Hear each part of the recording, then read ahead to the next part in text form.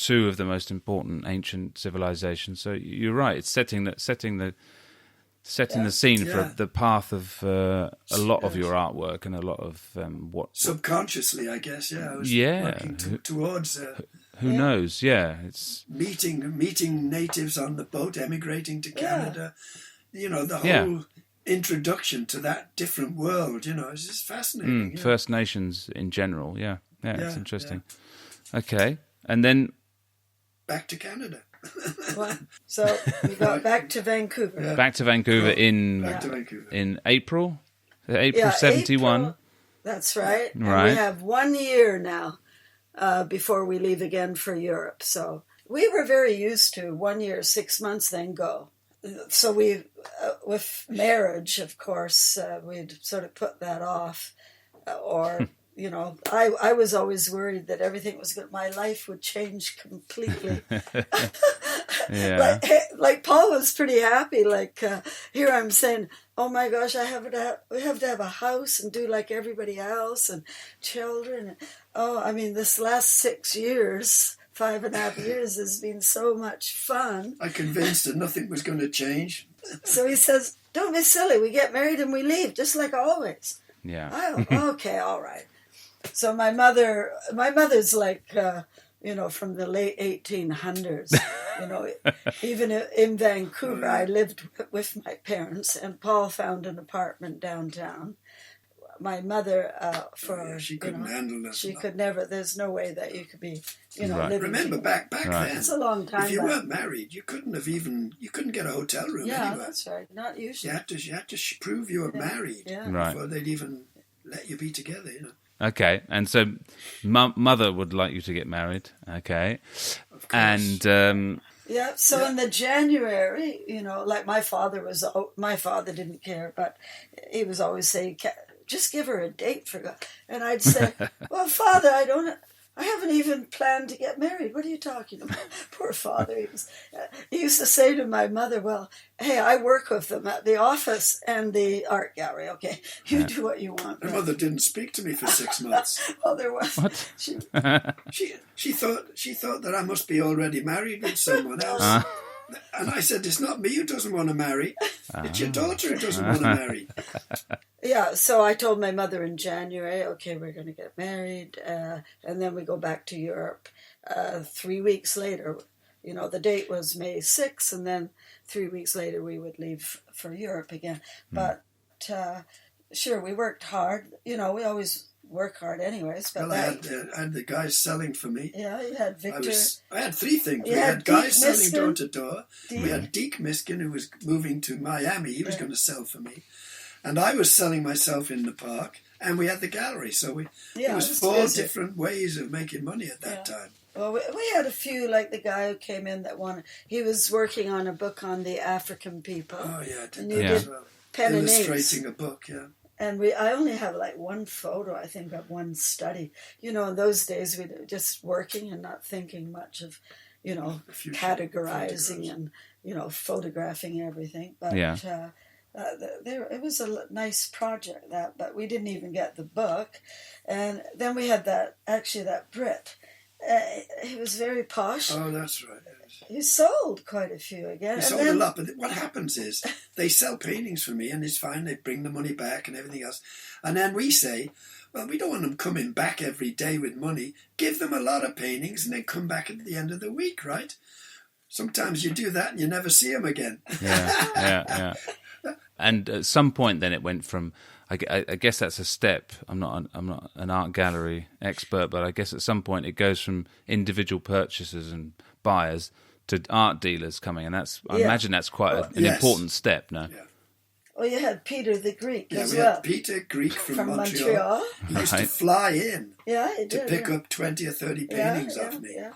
And he would just bundle them up and get them on the plane, and off he'd go. Of course, we had the peony, and then I always remember that first year, and I think the peony, that was right. Yeah, we did that every year. And my father continued that even when we weren't in the country. The P&E.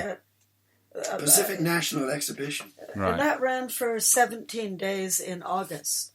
So that was a very good show. That's right. And I always remember the very first time I had a list of shows that we could do during the year. And it can be everything, because you could be mixed in with artisans or, or just like in a shopping mall, or Oak Ridge you did. Oak Ridge, that was even before. Oak Ridge, yeah. Some of the shopping malls, they were interested to have artists in there. In those days, they didn't have it set up professionally, but they allowed Paul to just be outside and set everything up himself. Yeah. And I always remember that first year, I had a list of 11. And so Still Paul very said, hey, that's great. Maybe we try a couple this year. And I says, you know what, Paul? We're going to do all 11. And so we're always out, doing shows all the time, nonstop. So very, very busy, and at the same time planning the wedding. Yeah. Yeah. So Yeah. the wedding we planned to have or my father maybe suggested the International Suite at the Bayshore, which is right in front of Stanley Park. It's, it's just overlooking the water and the forest there. And that was sort of like a perfect suite. It was very, very large. In the end, we used it for one-night shows that we did, 7 of them altogether. It was such a wonderful ambiance. They had the grand piano, and we had the French Jean-Paul. That's right, French. And, he was concert pianist. And from the Europe. place we'd rented. Evidently, we get a phone call from the management, and they said, Howard Hughes is in town. Do you know who Howard Hughes is? The billionaire from Texas. Yeah, Howard Hughes has rented the whole floor in the hotel, but he wants to rent also the International Suite as well. Ah. And I said, no way. We rented it. It's a all year booked. before, yeah. We had it all organised. Anyway, they persisted a little bit, and then they ended up giving up. And evidently Howard Hughes had decided to rent some other floor in the building instead, Well, the other thing, of course, so the wedding, sure, it was wonderful. We said to people, no gifts. If you would like to contribute to our travels, you're welcome. And Paul was doing his handstands. Yeah, and these days you have record of all that. Nobody even took a photo of him with a handstand. Days, He actually could go downstairs. Yeah, that was Paul's party piece. He always was doing handstands. In the middle of a party, all of a sudden you see Paul. Now, was the proposal a magic affair, or did it just come? Oh no, she planned it. I had to plan it. Oh yeah, had to happen properly. So nicely. We rented a Mustang on the island, and a nice hotel room. Joanne will tell you. No, it's because he used to come out of the. Hey, it wasn't. I mean, I had to plan it because, I'm a romantic, come on.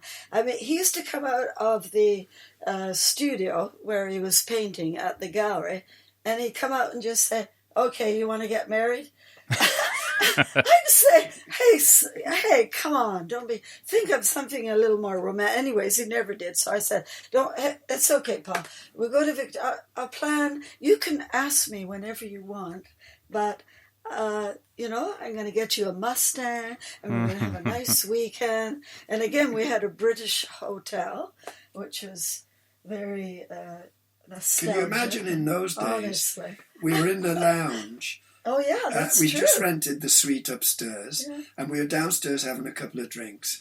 And I think all I did was kiss her. Yeah. And the manager came up and told us we can't do that here. Yeah, unbelievable.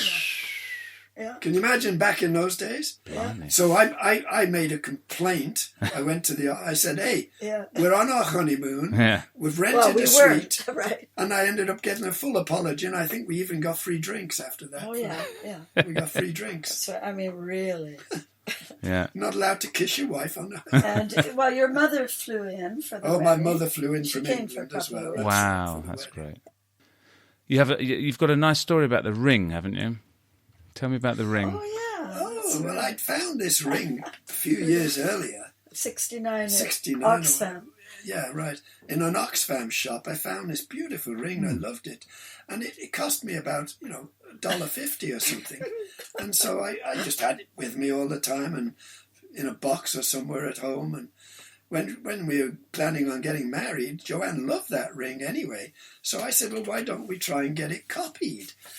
So I took it down to this jeweller's, Ashton, and he said, why would you want to copy it? It's a Victorian solid gold ring. Yeah, and I said, really? Filigree, all this work. Yeah, from he said, no. 1900s. He said, it's impossible to copy it. The workmanship is amazing, Crikey. So we ended up just getting rubies, 7 rubies set into it. Yeah, I like the ruby for love, and there was 3 on each side, little ones, and then the larger ruby in the center. And Paul lost his. And I lost mine anyway. Well, he had his ring. So neither of us are married right now. Well, he had a ruby in his as well. And then, he had to take it off when he's painting. And then, then he couldn't find it. Yeah. So that was gone. May the 6th, 1972. And then we left 3 weeks later. Yeah. Fantastic. That's where we'll end this episode. Brilliant. Thanks very much for talking to us again. Thank you. Yeah, thank you.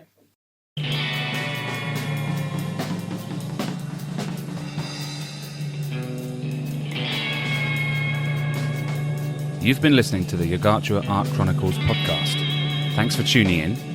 Yet again, some quite fascinating stories from Paul and Joanne. If you enjoyed this episode, please make sure you subscribe and share on social media. As always, this podcast is recorded and edited by me, Ed Hoskin, and produced by Tally Ygartua and myself. Music is by Hoskin and Clark. See you next time.